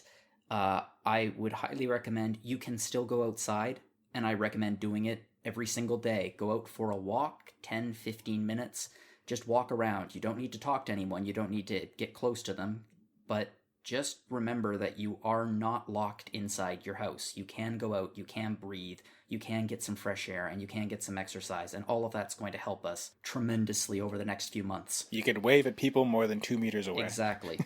It's always nice. Just can't hang out with, at least in BC, you can't hang out with 48 of your other friends, or 49 of your other friends, depending on... Yeah. It's going to be tough, but we love you all. You're the reason we're here doing this thing. So lots of back episodes of podcasts of Random Encounter you can catch up on if you haven't already. We've got Retro Encounter because Mike does them a lot, and we've got some new stuff coming out too. I've been playing Soul Blazer for the next one, which has been really fun. So that game journal will be coming up as well. We've got plenty on that docket for you to listen to. You want to go listen to Rhythm Encounter and tell us how great it is and that it should come back. Hey, maybe with all this downtime, we'll actually have time to record some new episodes. We don't know yet. Either way, you got that. You can watch Hat and Eric do their live stream of their Phoenix Edge podcast and then listen to it as well if you want, whatever way you wish to consume that. You got options, at least if you want to keep up with your, what are we called again? RPG fan. There you go. If you want to keep up with your RPG fan family. It's been a long 2 weeks. It's okay. It has been. My brain. And there's also Twitch. If you want to interact with our streamers and watch people playing games and whatnot and ask them funny questions, to get over, the stay at home and the isolation and whatnot, I'm sure it'll be a good time. And if you want some social interaction online, we have Twitter, we have Facebook, we post all of our stories and have lots of conversations in the thread. So please head over to there and engage with us. And Discord Discord's great for socializing for sure. We just started one just with Yeah. our like social group of friends and try and plan some game nights and just general chit chat and stuff like that with broaden the circle from what we usually speak to. We did a Discord wine date with a friend of ours last night. We just sat and chatted and whatnot. It's again, you take for granted how much good it does you just to see other people than the people that you're almost always around. I mean, this has definitely proven to me that like I do love my partner, and I can definitely be stranded on a desert island with nothing but a net, and we could be getting on just fine. But it still gets to you after a while, and you do need breaks, and it's a good refresh to see somebody else. Yeah, and like my mom and I were talking. We live in neighboring counties, but my county and presumably her county are going to go on, stay at home lockdown. So we won't really be able to visit much in the near future. But we are planning on like doing like FaceTime calls so that we can talk but also see each other, and like stuff like that, and Google Hangouts that lets you have like multiple people with camera, with video feeds and whatnot. It's not the same thing, and like it probably won't necessarily 100% satisfy like the really extroverted people out there who thrive off of large gatherings and whatnot. But they're in Miami, so whatever. It's a thing you can do.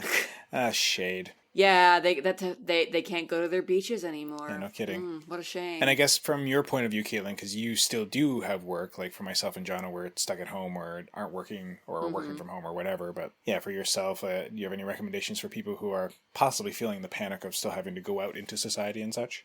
Just be smart and be cautious.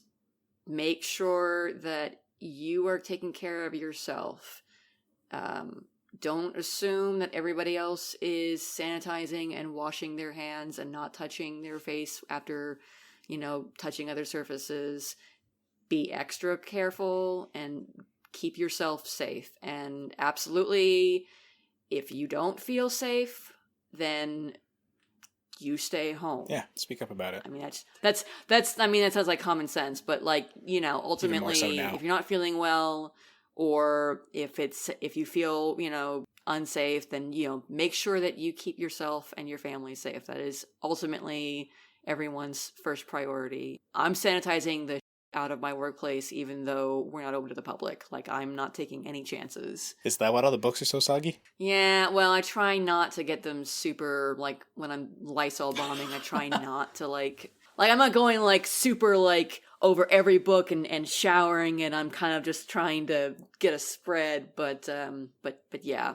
But you can lay them in the sunlight. That'll do it. Yeah, well. Laying them in the sunlight for a while helps. For a long time. I think it would take too long. Yeah, no kidding. Just sunning the whole library.